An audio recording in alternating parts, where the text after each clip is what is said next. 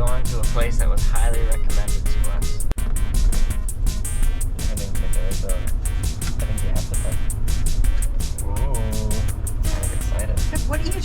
I'm gonna park right here. Crazy. Go everywhere over all over I just wanted to see it. Okay. Okay, I love you very much. Would you stay in the car, okay? Oh, I'm gonna roll down some windows for you folks. It's so nice outside. Don't even need to put in the fan. You're not gonna believe how this thing looks. Twistee Treat. Twistee Treat, that's what it's called. Thank you, Megan, for the recommendations. So excited. Look at this thing. Look at this thing. Can I please get a Dole Whip? Okay.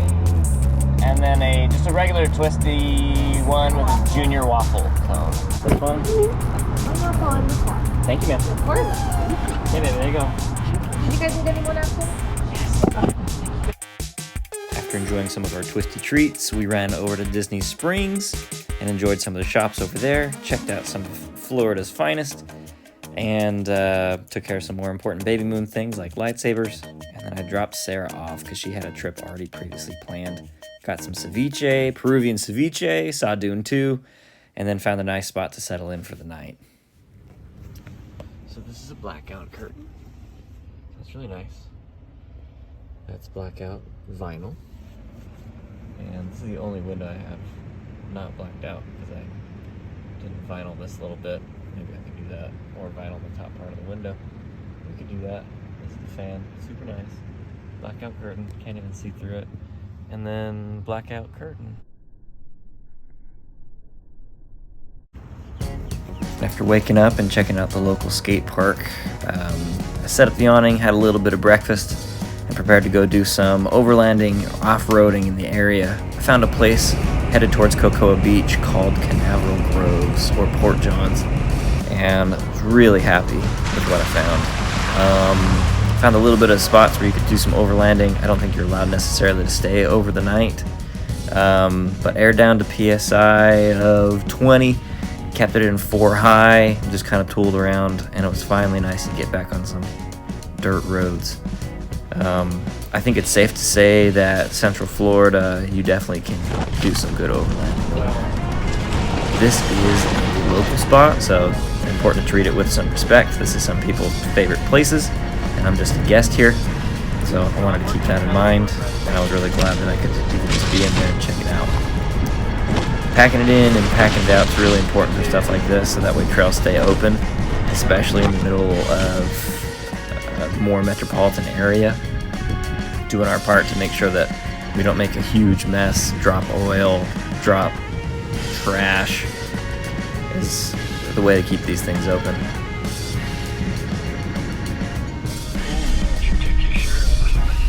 I didn't want to. You want to know why I took my shirt off? It was because of the farmer's tan. I did not want to have a wild farmer's tan.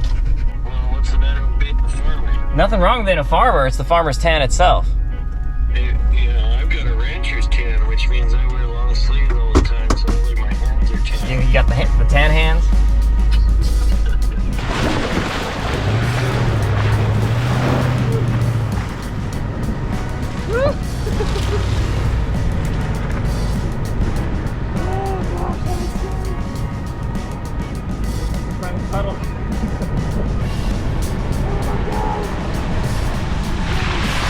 You know, I know some of you, even probably some of my friends who are watching this are probably like, this is not very exciting off-roading. Especially if you're coming from a place like Arizona, Utah, Colorado, lots of parts of California where there's a lot more intense features and you have some really cool rock crawling. This obviously is not as exciting. But when you're in the East Coast and it's really hard to find good trails, this is an absolute godsend. This was a great time just kind of running around and checking out the area. So, is it crazy intense? No. But was it really fun? Absolutely.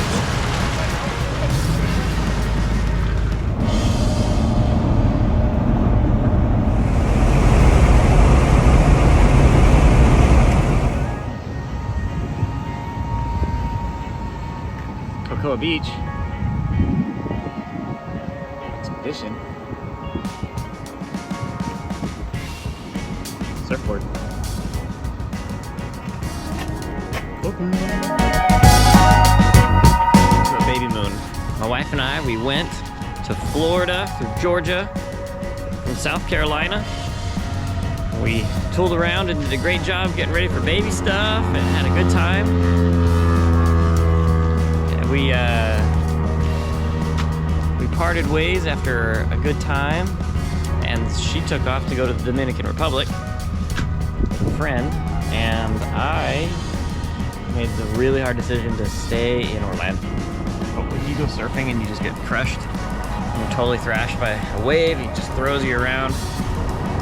Like, I'm like walking around waiting to dry off. I'm not completely dry, but I'm pretty darn dry. But what I feel is I feel water in my brain. I feel it in my sinuses, waiting for it to come out.